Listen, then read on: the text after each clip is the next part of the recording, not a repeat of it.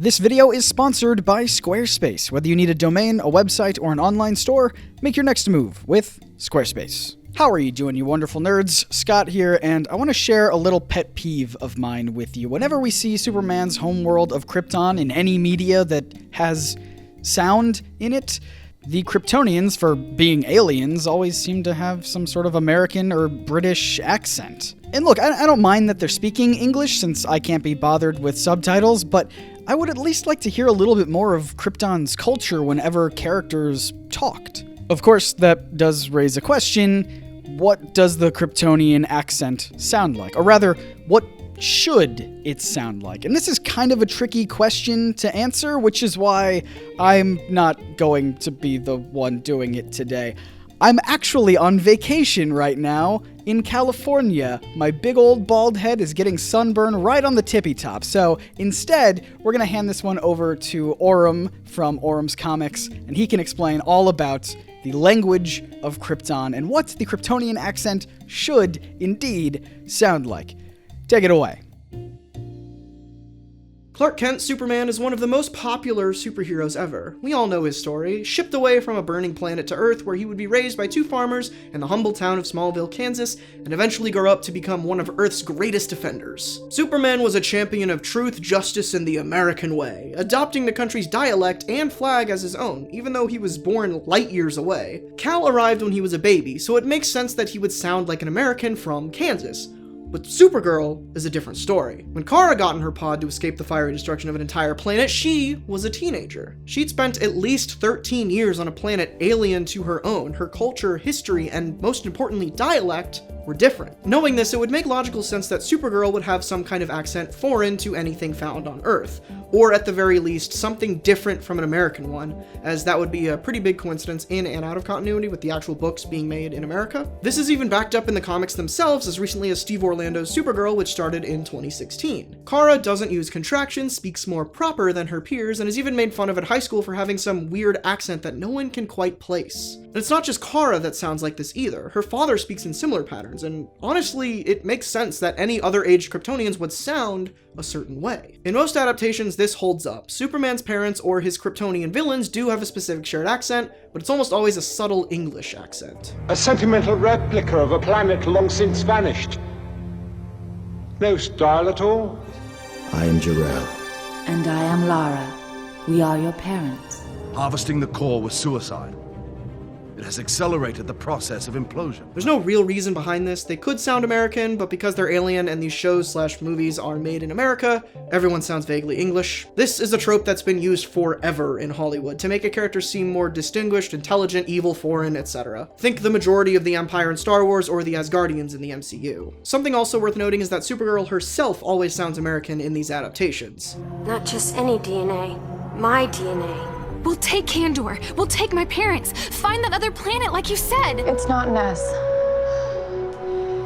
It's my family's coat of arms. This, like I said earlier, doesn't make too much sense. Yes, some people adapt to the accents of those around them over time, but even as a child, she sounds like a typical all-American girl. Invisibility, huh?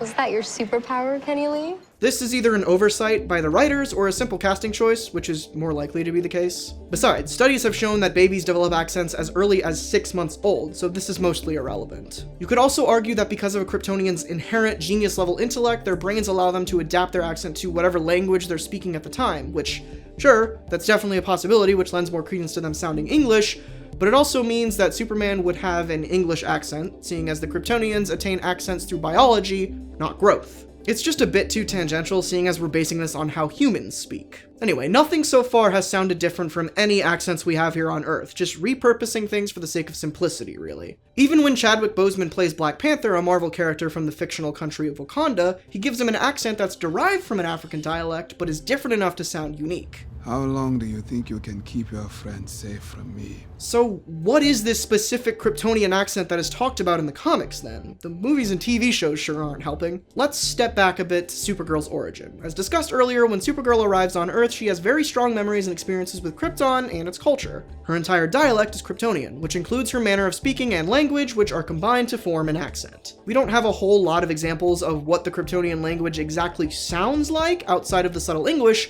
but what we do have is an alphabet. Two, actually. The original Kryptonese looks like this. It's mostly a lot of squiggles, very loose lines that are similar to a lot of Arabic scripts. This example is kind of a moot point though, because after Crisis on Infinite Earths, this version of the Kryptonian alphabet stopped being circulated and was replaced by this, the modern interpretation. This one is much sharper, being made up of a lot of symbols and shapes that resemble things we've seen associated with the Superman mythos. This modern Kryptonese is actually very similar to a whole slew of dead Greek alphabets, specifically Carian. When comparing the two, you can see the shared qualities in the abundance of sharp angles or heavy use of common shapes like triangles and circles. The Carian language was spoken mostly in the southwest of Anatolia, with evidence of such being found all the way up to 100 AD.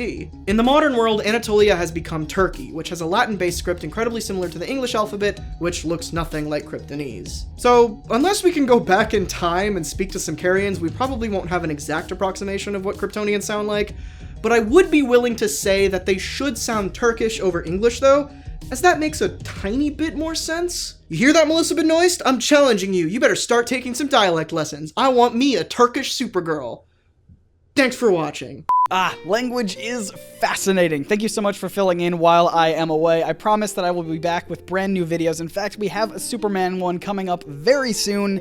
It's about a conspiracy that I think I've almost unraveled, so stay tuned for that. Subscribe if you don't want to miss it. And of course, I want to thank today's sponsor, Squarespace. Squarespace is the best way, the easiest way to build a website. I've used it a bunch for my personal projects, like the book that I'm working on, realoriginsbook.com, that was built with Squarespace. Niswander.com, that was also built with Squarespace. They've got these beautiful templates that are also highly customizable, so your website can stand out among the masses. And in fact, just this year, Squarespace has added 8 brand new templates for you guys to dive into and customize and make it your own. They're beautiful, they're great, they're gonna help get your creative juices flowing on whatever project that you're working on. And just because Squarespace loves you wonderful nerds, they're going to make it even easier for you to get started today. Head on over to squarespace.com to start your free trial, and when you are ready to check out, when you're ready to launch your next big project, go to squarespace.com/nerdsync to get 10% off your first purchase of a website or a domain. So if you're ready to launch your new business, go out there and make it and get started with Squarespace. And of course, I want to give a massive thank you to Orum's Comics for filling in while I am away. He's the only reason you guys are getting a video this week, so make sure you go thank him by checking out his channel. He makes really great stuff, including a podcast that both of us are on called The Online Podcast.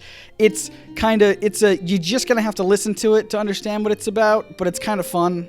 I enjoy it. And as always, keep an eye out for brand new videos here on NerdSync. My name is Scott, reminding you to read between the panels and grow smarter through comics. See ya.